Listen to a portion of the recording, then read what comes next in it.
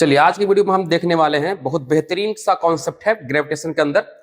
और हम देखेंगे कि अर्थ के अगर सरफेस पर किसी भी ऑब्जेक्ट का अगर वेट कुछ होता है, मान लीजिए 60 केजी का है, तो फिर मून के सरफेस पर उसी ऑब्जेक्ट का वेट क्या होने वाला है। तो उसी का हम कॉन्सेप्ट समझेंगे आज, उसका फार्मूला का डेरिवेशन समझेंगे, कैसे कैलकुलेट किया जाता है कि मून के सरफेस पर क्या वेट होने वाला है। तो चलिए यहां शुरू करते हैं कि अगर आप ध्यान देंगे तो अर्थ का जो मास होता है वो 5.97 इंटू 10 पावर क्या है 24 केजी में है, और रेडियस क्या होता है 6371 है ना, 6371 किलोमीटर होता है। अगर आप देखें सर तो ये पूरा पूरा जो डेटा है, इस तरह से मून का जो मास है, मून का जो रेडियस है, इधर सन का जो मास है और सन का रेडियस है, कैसे कैलकुलेट किया जाता है सर, तो ये किसी और वीडियो में बात करेंगे। और ऐसे मेरे यूट्यूब चैनल पर ये अर्थ का जो रेडियस है कैसे फाइंड किया जाता है वो अपलोड किया गया है, और उसी के हेल्प से क्या होगा कि आप अर्थ का मास फाइंड कर सकते हैं। ठीक है, इसके लिए सारा सारा कॉन्सेप्ट बताया जाएगा। ठीक है, अभी हम फिलहाल जो बात करने वाले हैं कि अर्थ के जो सरफेस पर जो वेट होता है ना, उसी का जो वेट हम देखेंगे उसी ऑब्जेक्ट का कि मून पर क्या होने वाला है। ठीक है, तो यहां पर है कि ये पूरा पूरा डेटा आपको याद रखना पड़ेगा। ठीक है, और अगर इसको याद रखते हैं तो आसानी से यहां से कैलकुलेट कर सकते हैं, उस फॉर्मूला को समझ सकते हैं। ठीक है, तो ये 3 डेटा है, आपको याद रखना पड़ेगा। ठीक है, अगर लॉ ऑफ ग्रेविटेशन के हिसाब से अगर देखें तो है ना कि एक ऑब्जेक्ट है, मास मान लीजिए क्या है m1 है। ठीक है, मास क्या है m1 है, और दूसरा ऑब्जेक्ट इसका मास क्या है मान लीजिए m2 है। ठीक है, अब ये दो ऑब्जेक्ट है, दोनों मेटेरियलिस्टिक बॉडीज है, दोनों का मास है m1 और m2। तो हम लोग लॉ ऑफ ग्रेविटेशन से अगर हम जानते हैं कि इसके बीच क्या लगेगा, एक अट्रैक्टिव फोर्स, अट्रैक्शन फोर्स लगेगा, जिसको हम लोग क्या बोलते हैं ग्रेविटेशन फोर्स बोलते हैं। ठीक है, तो इसके बीच का मान लीजिए डिस्टेंस कितना दिया हुआ है यहां से, है ना, r मान लेते हैं। तो मास m1 m2 और इसके बीच का डिस्टेंस क्या है r।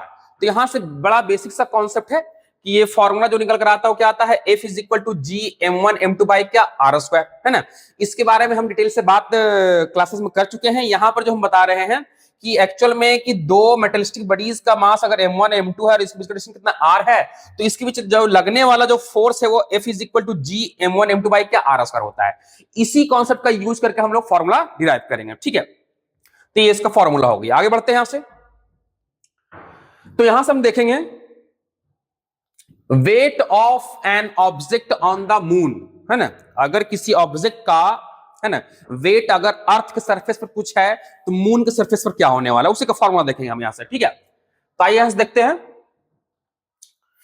तो पहले तो हम ये देख लेते हैं कि ये जो आप मून देख पा रहे हैं, है ना, इसका जो लूनर ग्रेविटी है, ये जो इसका एक्सेलरेशन जो ग्रेविटी है इसका, उसके बेस पर अगर बात की जाए तो इसका जो एक्सेलरेशन होगा कुछ अलग होगा।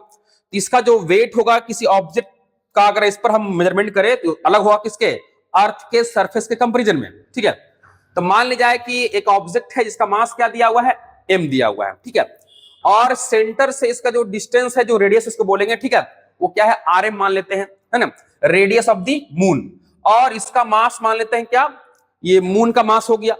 इस तरीके से इसका मास मान लेते हैं m। ठीक है, आगे बढ़ते हैं तो ये आपका क्या हो गया, अर्थ हो गया।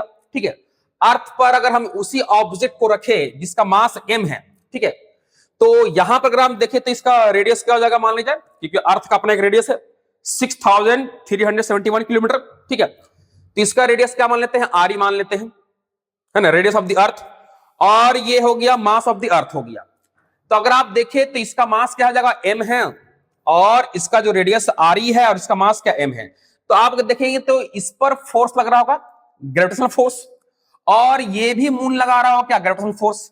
तो पहले हम क्या करेंगे कि ये जो अर्थ है इस ऑब्जेक्ट पर कितना ग्रेविटेशनल फोर्स अप्लाई कर रहा है, और फिर हम देखेंगे ये मून इस पर कितना ग्रेविटेशनल फोर्स अप्लाई कर रहा है। तो वही उसी फॉर्मूला से F is equal to G m1 m2 by क्या r स्क्वायर। बस m1 में ये रख देंगे और m2 में ये रख देंगे, और जो r होगा, जो डिस्टेंस होगा, ये रख देंगे, इसके लिए ये रख देंगे, मास ये रख देंगे। ठीक है, तो आइए पहले हम देख लेते हैं यहां से। तो अगर हम वेट देखें, क्योंकि वेट एक्चुअल में क्या है, एक तरह का फोर्स है ना, तो वेट एक्चुअल में फोर्स है, तो समझो F इज इक्वल टू, समझो ये क्या है, F इज इक्वल टू, तो F is equal to G m1 m2 by क्या r स्क्वायर, क्योंकि वेट एक्चुअल में क्या होता है, वो फोर्स होता है। तो समझो W बोलो, वेट बोलो या फोर्स बोलो, तो F is equal to G m1 m2 by क्या r स्क्वायर।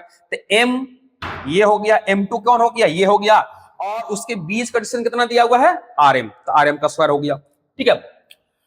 अगर हम इन सभी का वैल्यू डेटा जो रखे, तो हमने बताया था पीछे, है ना, कि मास ऑफ द मून क्या है, वैल्यू रख दीजिए।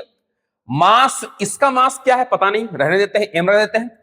जो रेडियस दिया हुआ था 1.74 इंटू 10 पावर क्या 6 मीटर में, वो किलोमीटर में दिया हुआ था, मीटर में कन्वर्ट कर लिए, आर स्क्वायर कर दिए। अगर इसको कैलकुलेट किया जाए तो ये वैल्यू निकल कर आएगा क्या, है ना, 2.431 इंटू 10 पावर क्या 10। अब बाकी जो यूनिवर्सल ग्रेविटेशन कांस्टेंट है वो फिक्स वैल्यू होता है 6.67 इंटू 10 पावर कितना होता है -11 न्यूटन मीटर स्क्वायर पर केजी स्क्वायर, वो वैल्यू फिक्स है।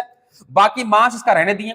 ये हो गया इसका डेटा, है ना, कि देखिए ये इस ऑब्जेक्ट पर कितना वेट है ना, इस ऑब्जेक्ट का मून पर कितना वेट है या इस पर कितना फोर्स अप्लाई हो रहा है, वो निकल गया मून के लिए। अब इसी तरह से हम देख लेते हैं क्या, अर्थ के लिए देख लेते हैं। तो अर्थ के लिए क्या होगा, समझो कि ये हो गया वेट ऑफ द क्या, अर्थ, इस ऑब्जेक्ट का, ठीक है। इस ऑब्जेक्ट का अर्थ पर वेट क्या होगा, या एफ बोलो, F is equal to G m1 into by क्या आर स्क्वायर हो जाएगा यहां से। तो मास हम यहां पर एम ई ना मान करके एम ही मान लेते हैं, मास इसका एम, और इसके बीच का जो डिस्टेंस है, जो रेडियस हो क्या आर ही मान करके हमने आर मान लिए, ठीक है। अब इसका वैल्यू अगर रखेंगे तो क्या निकल कर आएगा, है ना, इसका मास, वेट, मास रहने दीजिए, इसका मास रख दिया अर्थ का, और रेडियस रख दीजिए, कैलकुलेट कीजिएगा तो ये वैल्यू आ जाएगा, ठीक है। बाकी कैपिटल जी ऐसे रखेंगे, मास ऐसे रखेंगे उस ऑब्जेक्ट का। अगर हम क्या करते हैं कि इन दोनों के वैल्यू को, जो वेट है ना मून पर उस ऑब्जेक्ट का, और इसका जो वेट है अर्थ पर, दोनों का अगर रेशियो डिवाइड करते हैं तो कुछ वैल्यू क्या होगा, कैंसिल हो जाएगा, जी और जी कट जाएगा और एम से एम कट जाएगा, ये वैल्यू और ये वैल्यू बचेगा, डिवाइड कर दिए। अगर इसको कैलकुलेट करते हैं तो ये वैल्यू लगभग 0.165 आता है, कितना आता है 0.165 आता है। और एक्चुअल में ये वैल्यू जो किसके बराबर होता है, ये एक्चुअल में जो होता है 1/6 इक्वल होता है, ठीक है।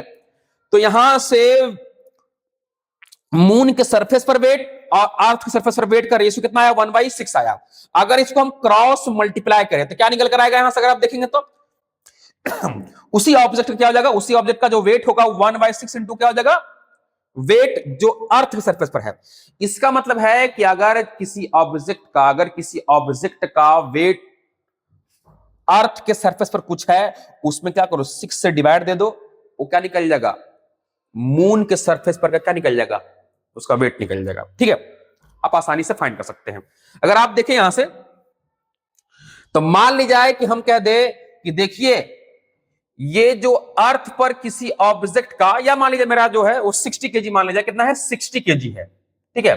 देखिए अर्थ के सरफेस पर जो मेरा वेट है वो कितना है 60 केजी है, तो मून पर क्या होगा, तो देखिए फॉर्मूला क्या आ जाएगा, यहां से WM, है ना, यहां से WM इज इक्वल टू क्या दिया हुआ है 1/6 इंटू, और वेट ऑफ द क्या अर्थ हो जाएगा, तो यहां से 1/6 इंटू क्या हो जाएगा 60, और यहां से कैंसिल करें कितना हो जाएगा 10 केजी वेट हो जाएगा, ठीक है, या इसको न्यूटन ही बोल सकते हैं। तो मून पर जो मेरा जो वेट होगा वो एक्चुअली कितना होगा 10 केजी हो जाएगा, इस तरीके से, ठीक है।